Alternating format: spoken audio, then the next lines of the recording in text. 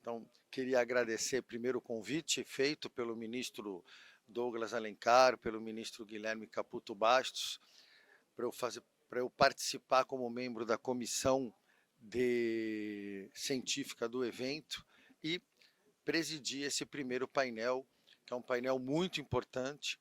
Esse evento é um evento plural, que houve tantos as entidades patronais, como também as associações profissionais, e é muito bom, é muito importante para o magistrado do trabalho ouvir o que os trabalhadores e o que os empresários, as associações patronais pensam, para que nós possamos formar de uma forma mais correta ou na busca da melhor prestação jurisdicional possível. Eu não vou me alongar para que eu possa dar o máximo de tempo para os expositores e chamo primeiro o Dr. Mário Teixeira para fazer a sua exposição. O Dr. Mário Teixeira é presidente da Federação Nacional dos Conferentes, Concertadores de Carga e Descarga, Vigias Portuários, Trabalhadores de Blocos, Arrumadores e Amarradores de Navios nas atividades portuárias. Também é advogado, membro confrade da Academia Brasileira de Direito Portuário e Marítimo, secretário de Assuntos Jurídicos da Central de Trabalhadores e Trabalhadoras do Brasil, CTB, e diretor de Assuntos Internacionais da Confederação Nacional dos Trabalhadores em Transportes Aquaviários, na Pesca e nos Portos. Então, chamo o Dr. Mário Teixeira para poder fazer uso da palavra.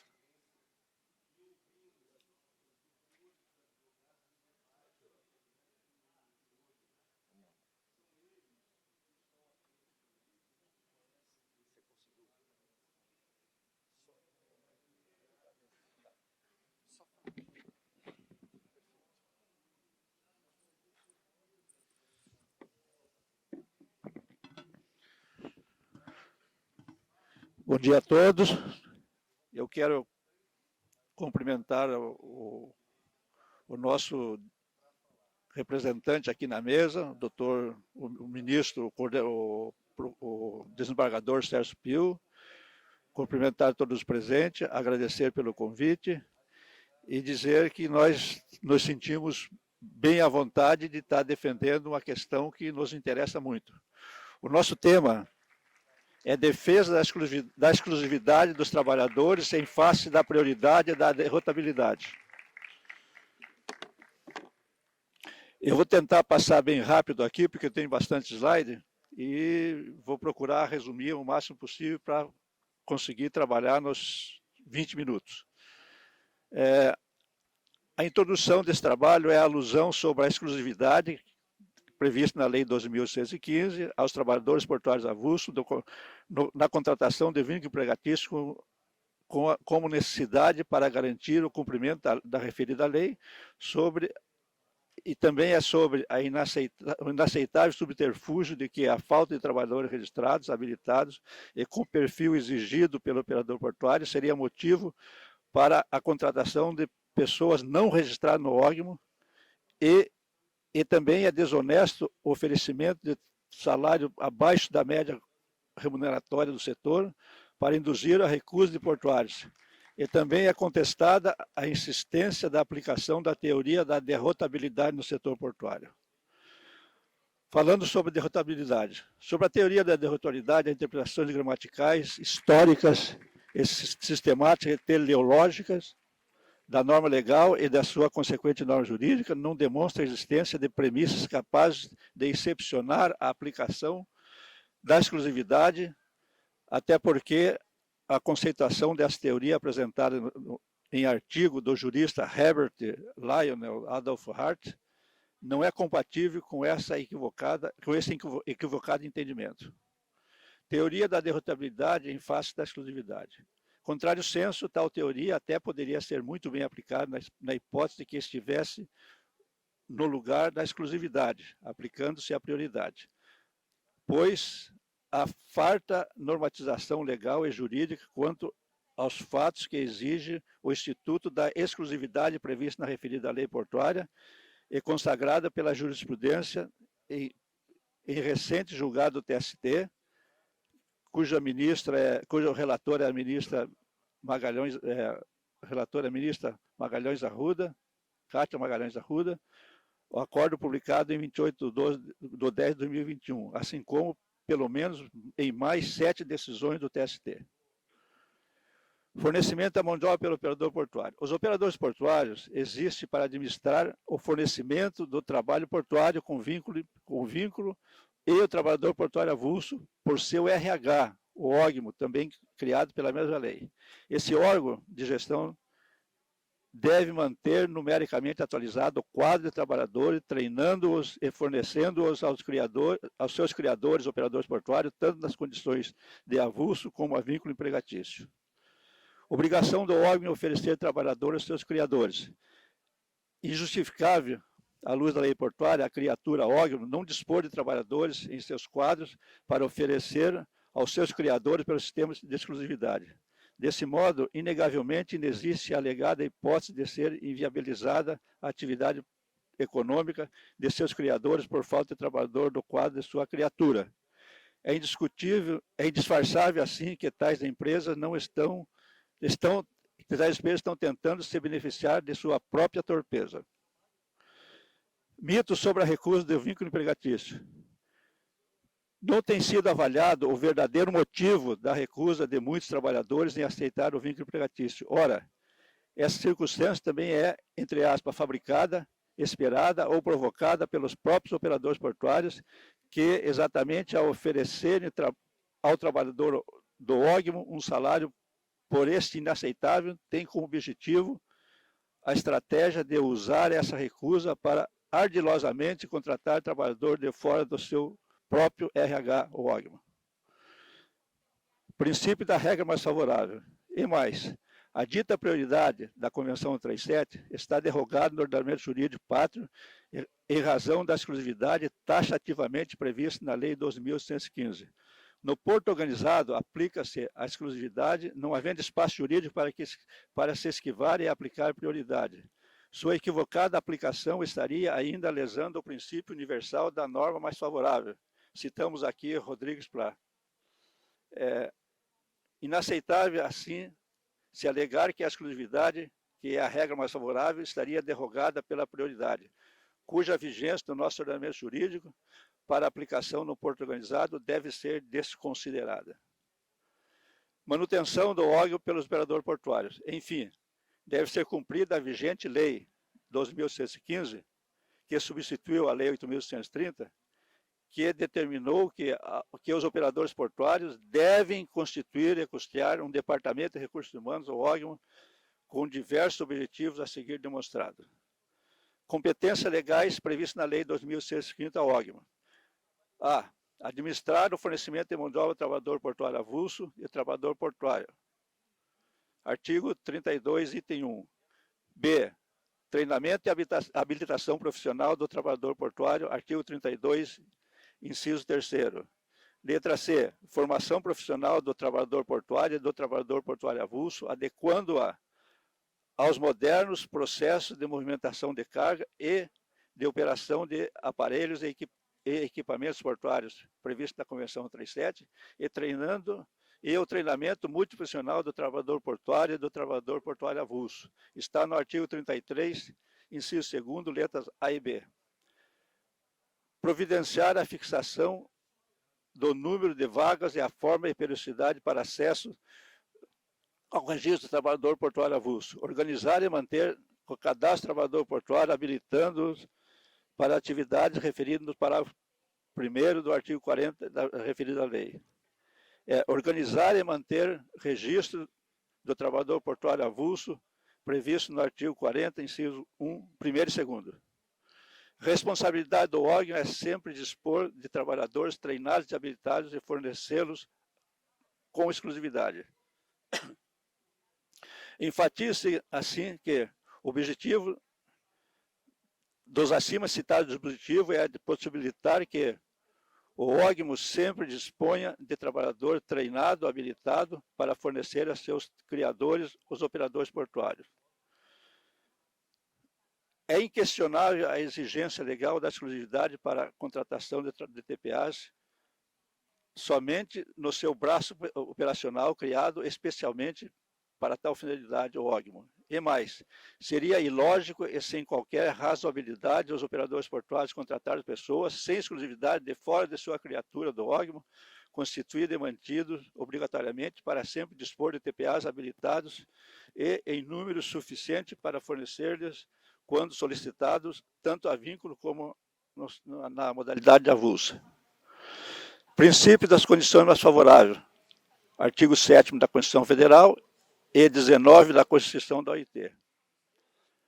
Tratados internacionais não podem transgredir formal ou materialmente o texto da Carta Política, entendimento do Supremo Tribunal Federal. Assim, no caso da Convenção 137, ela não pode contrariar o princípio da progressividade dos direitos sociais do trabalhador previsto no artigo 7º, caput da Constituição Federal.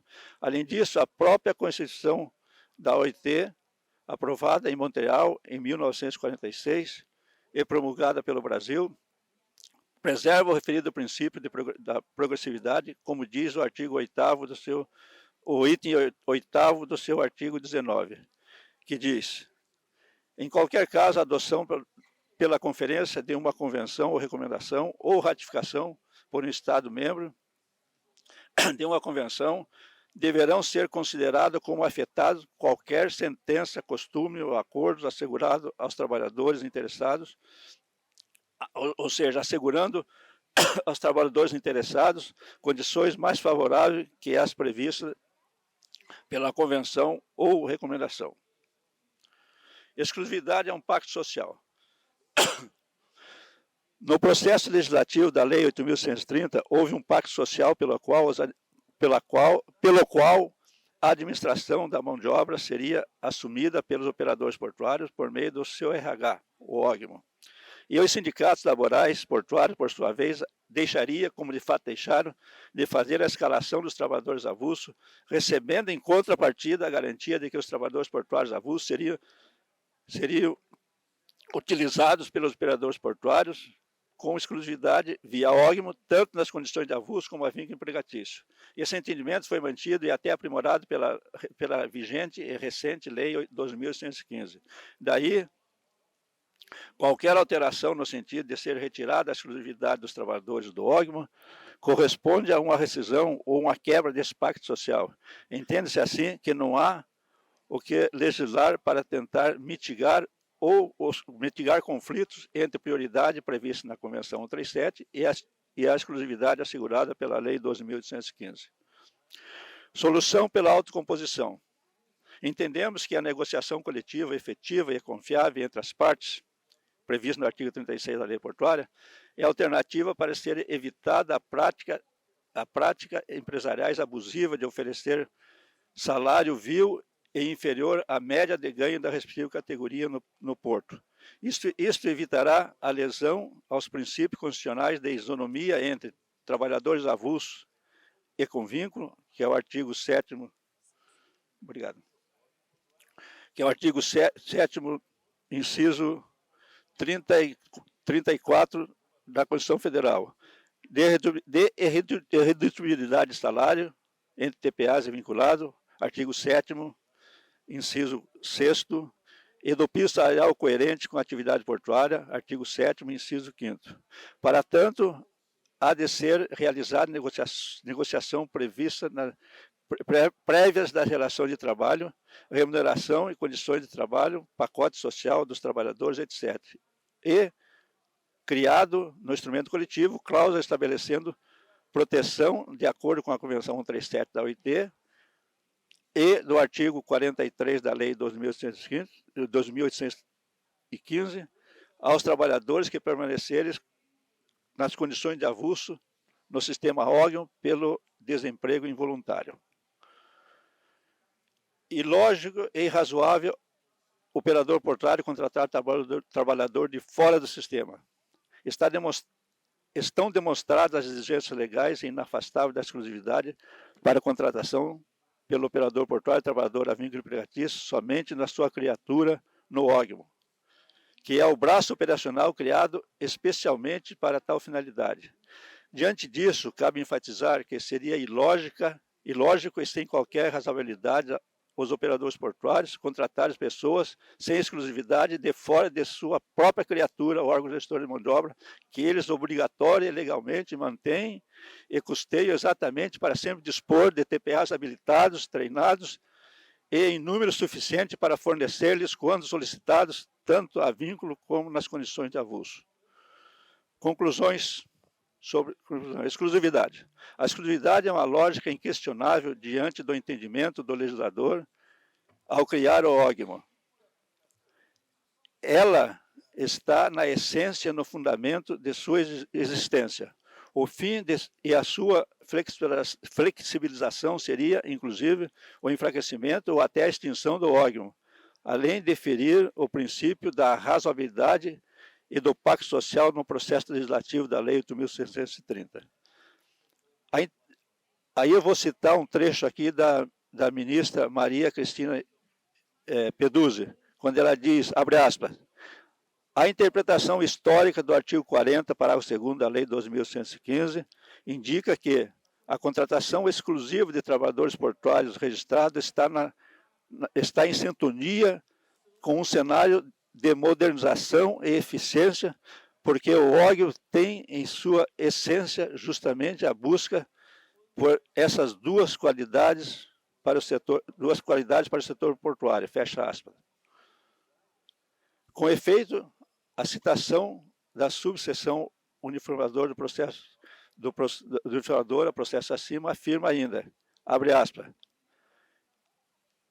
em exegese histórica, sistemática e até mesmo literal do artigo 40, parágrafo 2º da Lei 12.115, firmou o entendimento de que, com o advento da Lei 12.000, da nova Lei dos Portos, os operadores portuários não podem mais contratar por prazo determinado fora do sistema ógmo, ainda que remanesçam vagas, pois o critério deixou de ser o da escolha prioritária ou preferencial de trabalhadores registrados no ógmo e passou a ser de exclusividade de contratação deste, fecha aspas. Ressalta ainda essa subseção, abre aspas, exclusividade como prioridade ou facultativamente não concretiza a lei número 12.115, ao contrário, menospreza seus sentidos mínimos. Conclusão. Enfatiza ainda o TST, abre aspas, abre aspas, quem gera os trabalhadores é o ógmo. Por outro lado, são os operadores portuários que geram o ógmo. Fecha aspas. Refere-se que a responsabilidade legal coercitiva quanto à existência de número disponível de trabalhadores e com habilitação profissional também é dos próprios operadores portuários através do seu RH. Repita-se, insistir nessa prática seria violar o princípio da proibição de comportamento contraditório por parte dos operadores portuários ao quererem beneficiar de sua própria torpeza. Mobilização nacional dos trabalhadores portuários. Enfim,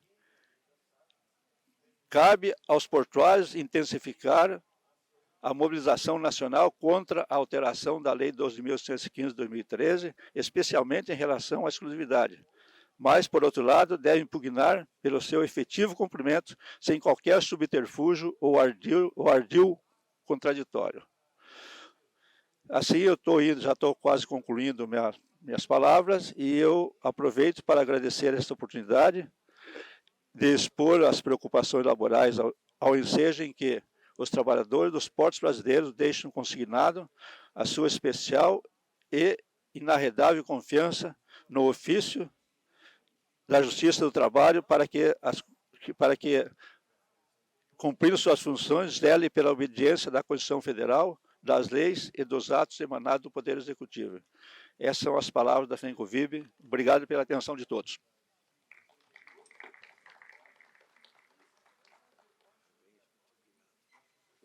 Foi dentro do tempo, né? Bom, tema extremamente delicado, esse tema da exclusividade, da prioridade. É um tema que, como bem colocou o presidente Mário Teixeira, está em discussão no TST, inclusive no último dia 20 teve a continuidade do julgamento de um dissídio coletivo de natureza jurídica, interposto pela Federação Nacional das Operações Portuárias, com a finalidade exatamente de uma vez por todas, definir essa questão da exclusividade ou da prioridade. Tá? E lembrando que toda interpretação jurídica ela tem que ser uma interpretação lógico-sistemática de todo o ordenamento jurídico. Nessa decisão agora do TST, num primeiro voto, o ministro Agra Belmonte já deu uma nova visão, houve pedido de vista de um outro ministro, ou seja, é uma das questões que devem ser resolvidas o mais rápido possível para que possa existir a paz social, independentemente da decisão que o Tribunal Superior tome. Tá? Continuando aqui o nosso painel, eu gostaria de chamar, hoje já posso chamar até de meu amigo, de tanto que nós já nos encontramos em eventos, o Zé Adilson Pereira, é presidente do Sindicato dos Estivadores do Espírito Santo, presidente da Intersindical da Orla Portuária do Espírito Santo, presidente da Federação Nacional dos Estivadores, vice-presidente da Confederação Nacional dos Trabalhadores de Transportes Aquaviários e Aéreo, na pesca e nos portos, presidente dos Trabalhadores Portuários da América Latina e Caribe, da Federação Internacional dos Trabalhadores. Então, chamo para sua exposição o presidente José Adilson Pereira.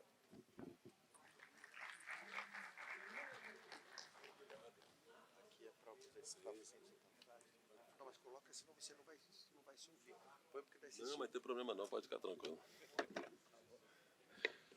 Bom dia a todos e todas. É muito importante a gente estar presente aqui nesse painel. Dessa vez não sozinho, dessa vez protegido aí pelo meu companheiro Mário Teixeira, pelo meu companheiro Eduardo Guterra, num painel muito interessante, né? Futuro e desafios das relações de trabalho portuário, né? Um debate bom. Como vocês já escutaram eu algumas vezes, eu sempre falo que eu considero aqui uma grande mesa de trabalho. Nós estamos aqui com grandes operadores portuários do Brasil, nós estamos aqui com ógmos, que nos relacionamos ao longo de todo o ano buscando soluções, né? Estou aqui com o pessoal da mesa do Espírito Santo, que negociamos o tempo todo. E aí, com a evolução, estamos aqui sim com o nosso amigo desembargador Celso Pio, que agora os magistrados do trabalho já foram aos portos. E aí já tem um entendimento melhor do que é. Aí o debate começa a ficar interessante. Então, por isso, a gente está muito feliz de estar aqui participando. Já me fez essa apresentação, né? A gente coloca essa apresentação porque nós estamos em todas essas esferas. Então, os senhores aproveitem para a gente discutir, buscar solução e evoluir no diálogo social. Poderia botar uma outra apresentação, que seria uma relação institucional. Eu fui membro da comissão paritária, sou membro do Conselho de Supervisão do OGMO de Vitória, sou membro do Conselho de Autoridade Portuária, comissões que negociam as legislações portuárias do Brasil através da federação, e estamos agora no fórum permanente criado no Ministério de Portos para discutir política para os trabalhadores portuários. Então, essa é uma parte institucional, estamos sempre à disposição de vocês para estar buscando solução de tudo.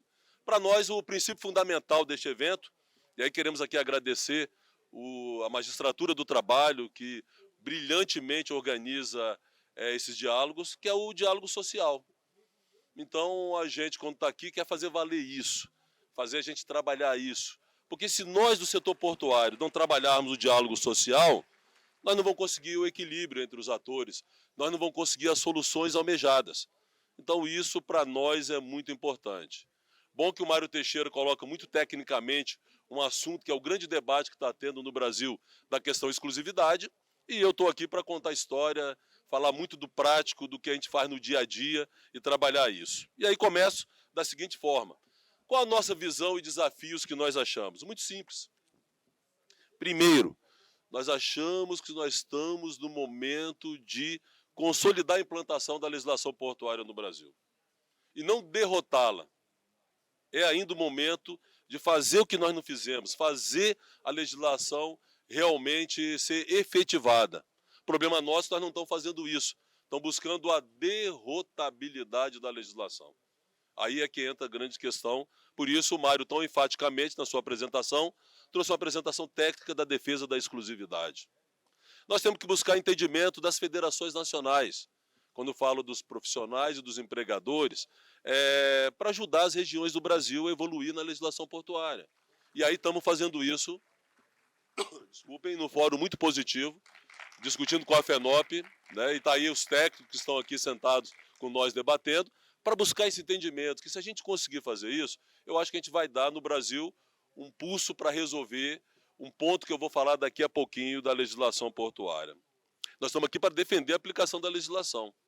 Então, estão defendendo a derrotabilidade dela, nós, trabalhadores, defendemos a aplicação da legislação portuária. Como defendemos não mudar a legislação portuária, mas analisar o que é necessário para isso. Por isso, somos contra a teoria da derrotabilidade da lei, exatamente para defender a exclusividade. Somos contra outras teorias que estão aí rolando e discutindo nos vários seminários ocorrendo no Brasil. Mas temos que trabalhar isso. Agora, com tudo isso, nós temos que ter uma visão muito clara do futuro dos portos. Aí sim, aí cabe a gente analisar em que conjuntura nós estamos nos portos, a sua evolução tecnológica, a evolução de todas as relações e principalmente as relações de trabalho, qual vai ser essa relação do futuro. Então isso para nós é muito fundamental. Assim, puxa aqui artigos da lei, só para memorar a gente de alguma coisa, ela é vocacionada para negociação coletiva.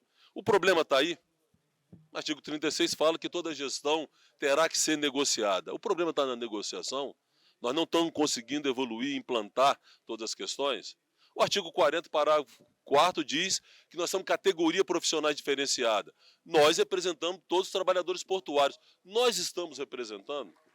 Na hora que discute se é o avulso, ou se rompe exclusividade, se é o vínculo empregatício, todos esses trabalhadores definidos como portuários estão sendo representados pelos exatamente sindicatos dos trabalhadores portuários? Não estão sendo. Então esse é um ponto fundamental. A gente fala do artigo 42, que joga seleção, registro para negociação coletiva, mas o principal, o artigo 43, que fala toda a nossa vida, remuneração, definição de funções, composição de equipe, multifuncionalidade resolvida na Lei 14.047, né? Temos que negociar com os operadores portuários. Será que aqui está o problema de a gente não conseguir evoluir na negociação coletiva? Eu acho que é isso que nós temos que trabalhar. Então, quando a gente fala de defender a lei e fazer ela avançar, é fazer avançar essa vocação da lei na negociação coletiva. E aí tem aí o parágrafo único que fala da garantia de remuneração básica, que eu defendo que é o grande equilíbrio dessa relação toda que nós estamos discutindo, de romper ou não romper exclusividade, de ser avulso.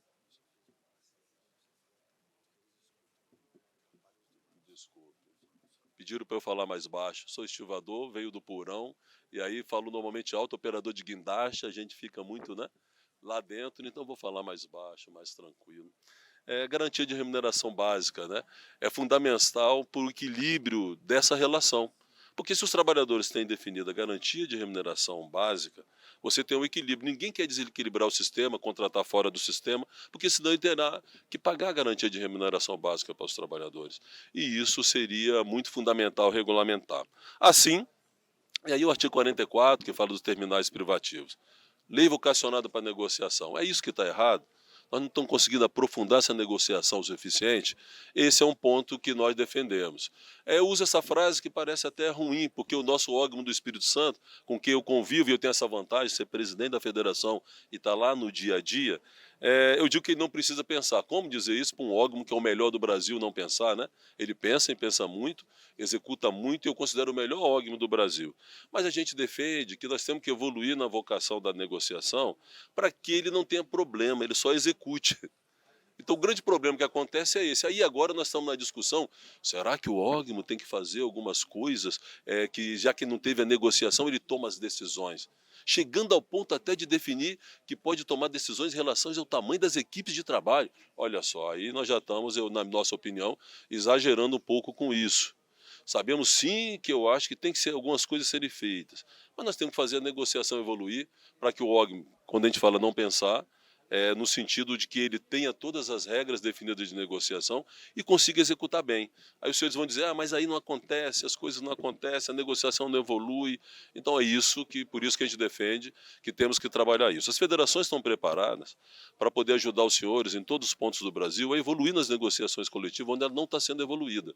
E eu acho que a 14.047, quando definiu a multifuncionalidade, a escalação eletrônica, mostrou que nós podemos fazer alguma coisa para passar por essa barreira da negociação. Mas cabe, eu acho, a gente trabalhar isso conjuntamente, no diálogo social, fazer isto avançar. Defendemos, então, que nós temos que negociar e definir todos os itens de organização da gestão da mão de obra. Assim o órgão vai trabalhar bem. No congresso passado, eu fiz essa apresentação.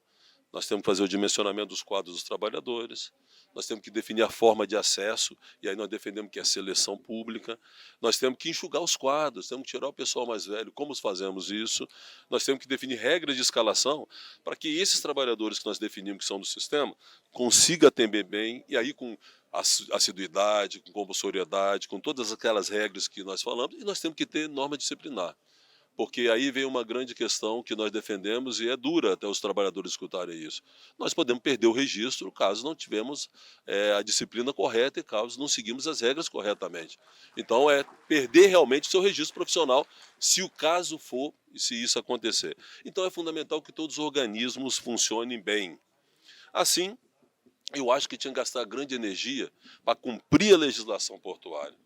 Isso nós não estamos gastando, nós estamos fazendo o seguinte, eu vou tentar derrotar a legislação, o órgão pode decidir, toda essa questão, mas nós não buscamos o que o órgão pode realmente fazer e não precisa de ficar questionando a gente.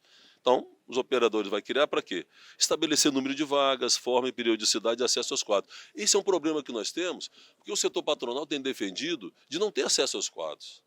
Ah, não, mas não negociaram as equipes estão muito grandes. Pô, nós já estamos há muito tempo do processo de lei e eu acho que todo mundo já evoluiu muito na negociação em relação a isso. Onde não evoluiu, estamos aqui para poder evoluir. Mas essa é uma coisa que o órgão poderia ser mais ousado e fazer, porque nós precisamos de gerar emprego.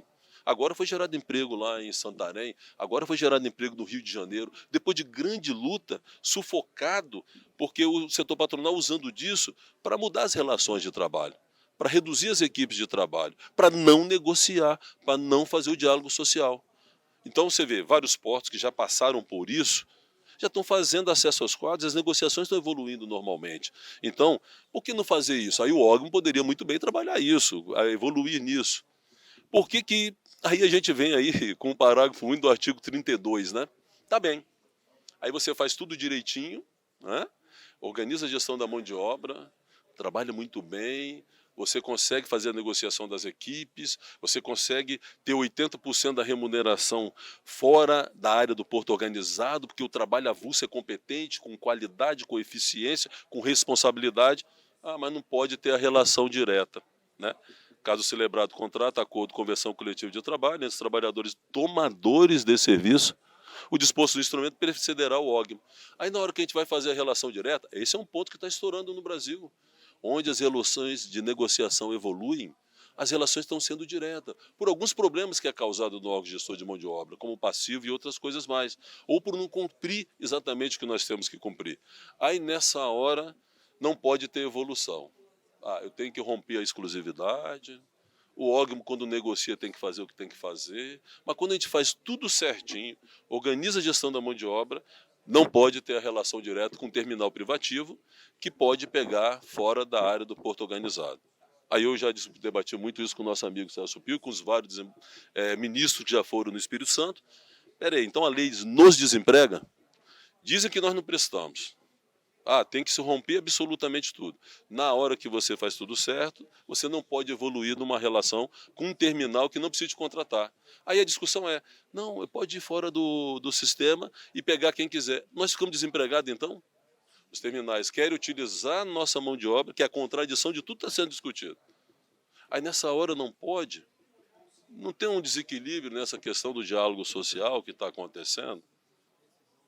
Então essa eu acho que é uma análise que nós temos que fazer muito pesada. Quando fazemos certo, quando evoluímos, não, não, a lei, aí nessa hora é taxativo, a lei não pode, diz que o terminal tem que pegar, pode contratar qualquer um, aí não vale, então para nós não vale.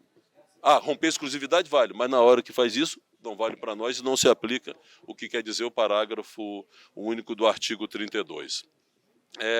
Aí vem o artigo 33, formação profissional. O que desemprega muito os trabalhadores portuários é exatamente a gente não ter o treinamento profissional do trabalhador portuário. Esse é um ponto fundamental. As tecnologias estão evoluindo e a gente não consegue fazer. Por que a gente ficar tão preso ao recurso do DPC? Por que não ter soluções de treinamento dos trabalhadores portuários? Interessante. O setor patronal, quando vai tentar contratar fora do sistema, burlar o sistema, ele pega esse trabalhador e treina. Não treina com os recursos do órgão, não treina com os recursos do DPC. Tira dinheiro do bolso e treina. Por que não fazer isso com o trabalhador portuário de dentro do sistema?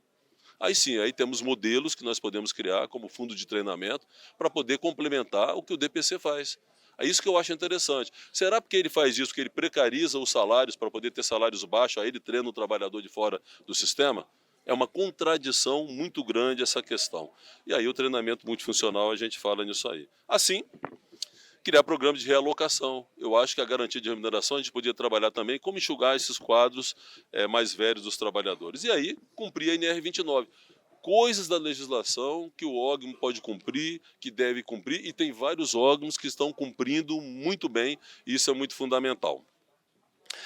Aí sim, o Mário eu acho que já falou muito essa questão da exclusividade, eu não preciso perder muito tempo nisso, mas deixo claro o seguinte, para nós, o que a gente precisa, se está discutindo exclusividade ou não, que o Mário já defendeu essa tese muito positivamente, nós precisamos de negociar as regras.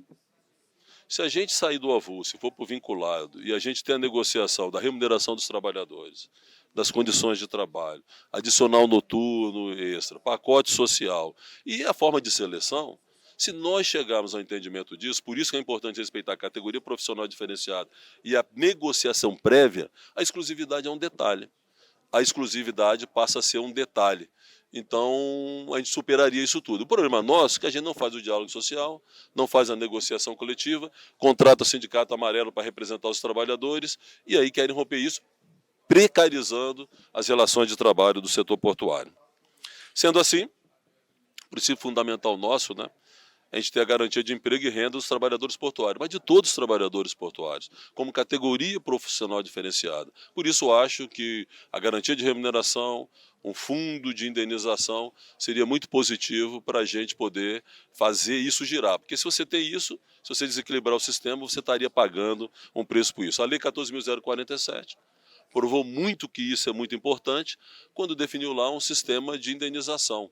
Eu dizia ao governo, se tivesse feito 1% depois da Lei 12.815, nós teríamos fundo para poder resolver um monte de problema no Brasil e avançar nessas coisas todas. Assim, para fechar, como a moça me falou, falta 5 minutos, os pensamentos finais aí para o nosso debate.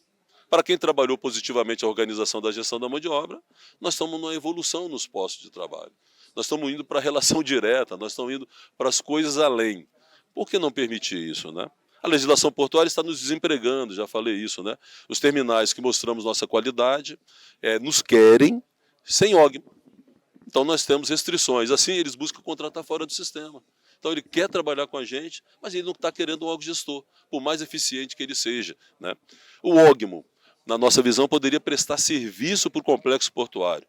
Relações entre sindicatos e terminais, né, fazendo pagamento, remuneração, nós deveríamos evoluir isso na legislação portuária. Se um terminal, e para o órgão seria bom, sabe por quê? Porque ele atraria o terminal privativo para o sistema de mão de obra. Os órgãos deveriam o quê?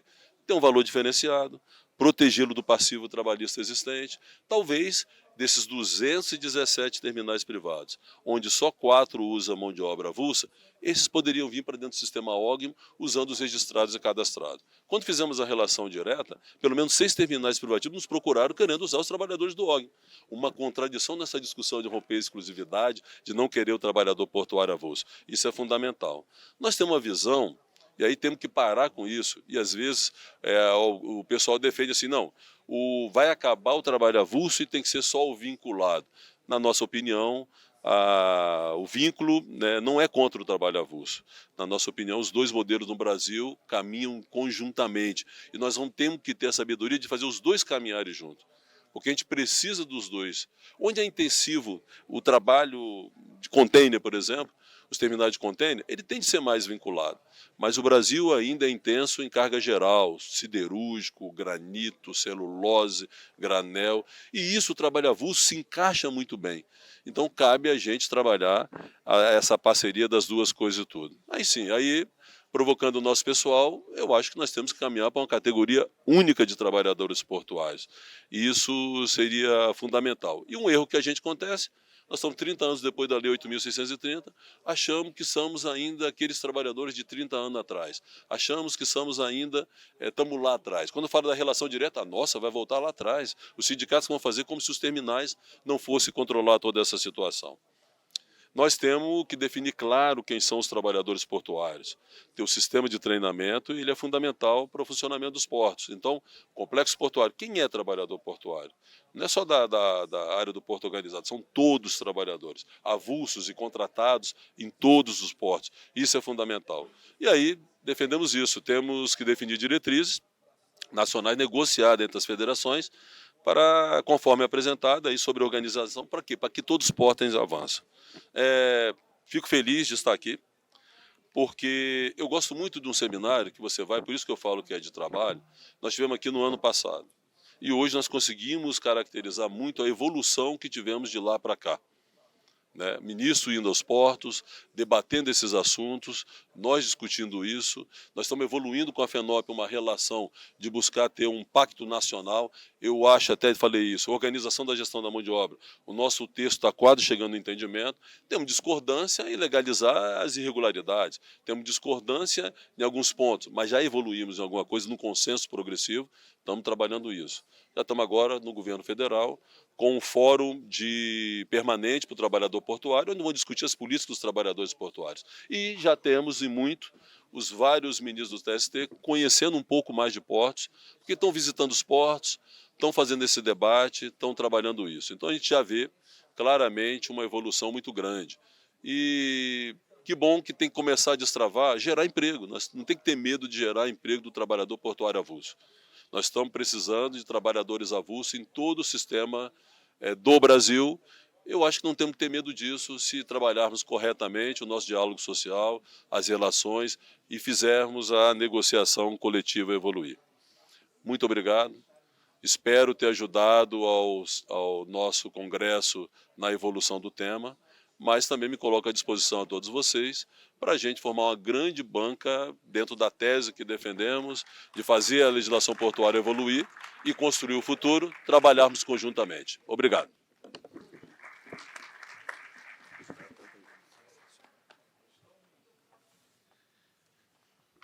Bom, continuamos aí com a segunda exposição do representante dos trabalhadores. José Adilson representa aí uma visão, no meu modo de ver, moderna dos sindicatos.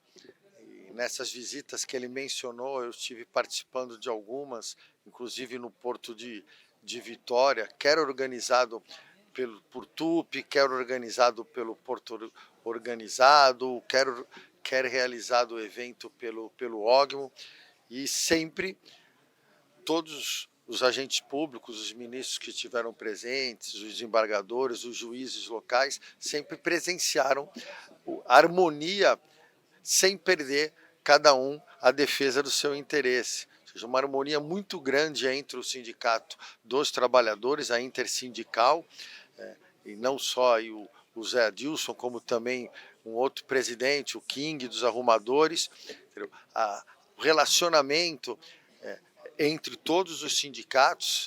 Estava o Manuel, o Alexandre, outros sindicalistas lá do Espírito Santo, representando os vigias, conferentes, e a harmonia que eles possuem com os operadores portuários. Tá? Isso é imprescindível para o desenvolvimento econômico brasileiro, porque, como todos sabemos, o porto é é o local de saída de todas as exportações brasileiras. 98% das exportações saem pelos portos e há necessidade desse diálogo para que essa relação contribua para o desenvolvimento. Então, parabéns, Adilson, pela exposição. Por último, encerrando o nosso painel, tá, dos desafios e os futuros das relações de trabalho portuário, tá, nós vamos receber aqui o Eduardo Guterra. Ele é presidente da Federação Nacional dos Portuários, tá, que aí trabalham diretamente com a autoridade portuária, saindo um pouco dos trabalhadores avulsos, mas muito importante também, porque envolve a área portuária brasileira. Nós teremos aqui representantes das autoridades portuárias, o Dr. Marcos, que representa aqui o Porto de Paranaguá, a Autoridade Portuária de Paranaguá, num dos próximos painéis. Então, foi muito importante nós trazermos também a visão dos portuários e não apenas dos trabalhadores avulsos. Tá? O Eduardo Guterra é presidente, então, da Federação Nacional dos Trabalhadores Portuários. Olha aqui o currículo enviado. É defensor de uma gestão pública e profissional para os portos brasileiros e, além disso, tem se dedicado nos últimos anos à luta de recuperação dos portos, previdência complementar dos portuários, que enfrenta muitas dificuldades para pagar os benefícios dos participantes. Eu chamo, então, o Eduardo Guterra para a sua exposição.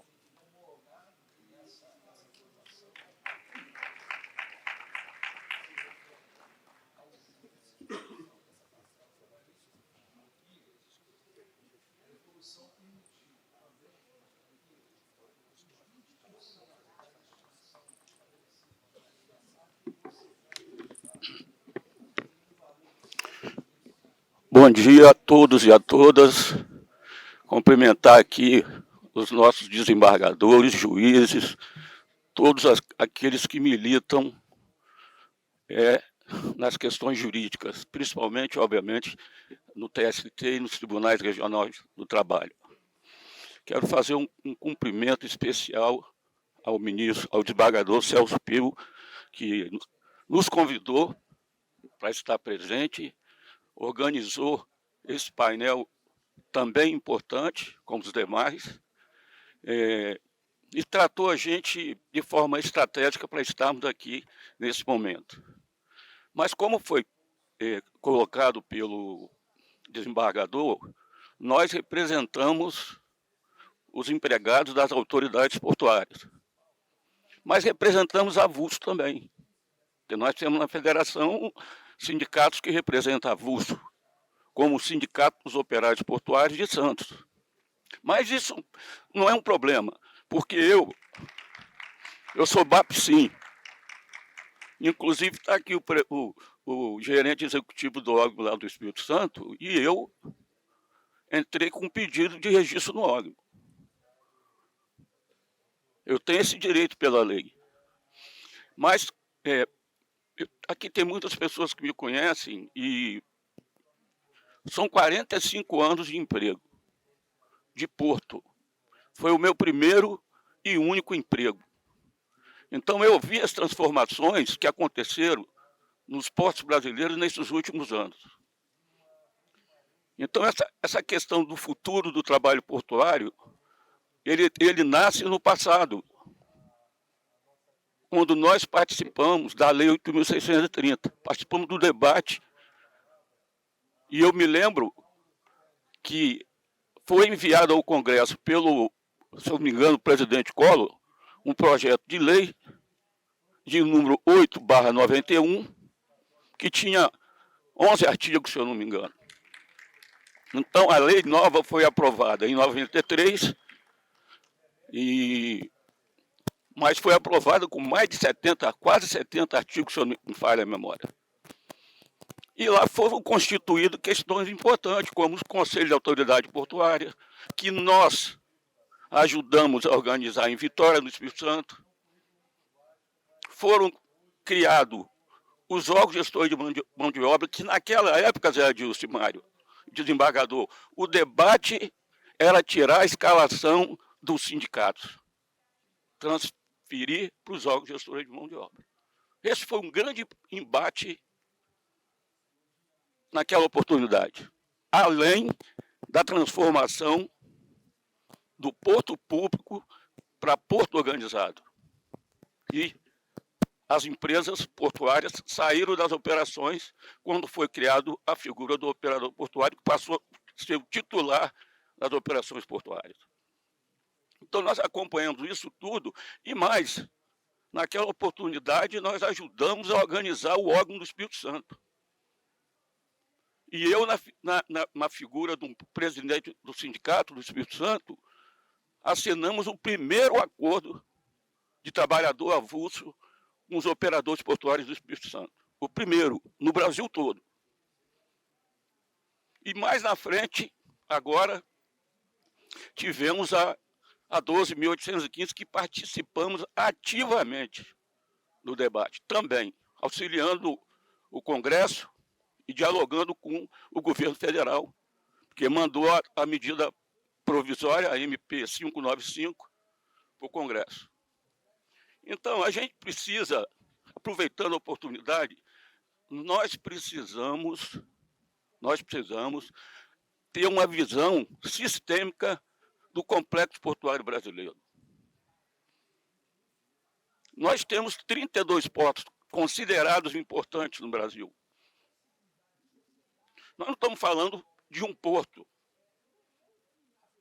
Nós vivemos num país de dimensão continental. Nós estamos falando em mais de 200 milhões de brasileiros. Nós estamos falando que nós temos portos marítimos, portos fluviais, portos administrados pelo governo federal, pelos governos estaduais, por municípios. Então, é toda uma complexidade que a gente tem que levar em consideração quando a gente pensar em botar um ponto em vírgula ou uma vírgula de modificação no sistema portuário, principalmente na questão da relação capital-trabalho. Então, quando a gente percebe um debate sobre a questão portuária, ao mesmo tempo que a gente tem uma preocupação, mas a gente fica satisfeito e feliz de saber que há um público importante para nós, né? Esse que nós estamos aqui, nesse momento, é importante para nós, esse olhar, esse diálogo, esse debate com a gente. Estamos aqui com os representantes do setor patronal, do qual nós temos uma boa relação. Num desses eventos, eu disse, e vou repetir aqui, nós estamos acostumados a responder os questionamentos mais com sim do que com não. Esse é o nosso perfil. Quem dialoga com a gente sabe. A gente tem feito reunião de negociação na sede da FENOP. E estamos discutindo tudo, rediscutindo tudo. Dogma é coisa do passado. Não é para, em pleno ano 2023, nós não termos exaurido ou buscado ainda as modificações necessárias que nós temos que fazer. Mas que elas ocorreram sim. Sim. A mão de obra hoje no Brasil, olha que maldade que foi feito com a gente. Nesses últimos anos, nós tivemos 2 modificações na legislação portuária, em 93 e em 2013. E o que é que mudou no modelo de treinamento e qualificação dos portuários? Nada. Nada mudou. Os empresários recolhem a tarifa para fazer o treinamento. Isso vai para a DPC, para a Marinha. Deixar claro que a Marinha nunca virou as costas para a gente. O problema chama-se contingenciamento de recursos públicos. Então, os órgãos organizam o que é preciso para avançar no treinamento e qualificação. Para quê? Para fazer frente às novas tecnologias que chegam nos portos. tem que preparar os trabalhadores para isso. Mas nós temos esse problema. Eu acho que o sistema foi malvado com os portuários, no momento em que eles precisavam mais de treinamento e qualificação. Então, eu queria agradecer, né? Eu acho que a palestra de Mário, de Zé Adilson, elas cuidaram do tema, do qual o evento propôs, o Congresso propôs. E eu sou o meio de campo deles. Eu lanço a bola para eles, apoio. O Mário conversa muito com a gente de conteúdo, o Zé Adilson conversa muito com a gente. Nós temos uma unidade que é importante e boa para o sistema, né? E é isso aí. Daqui a 2 semanas, o Wagner está aqui, que é o gerente do OGMO. Eu vou pegar a carteirinha do OGMO, vou tirar uma foto, vou mandar para os senhores e vou pegar o macacão amarelo. Que o OGMO dá o macacão amarelo para os trabalhadores lá trabalhar. É isso, obrigado pela atenção e eu sinto feliz e honrado em ter participado desse evento. Obrigado a todos.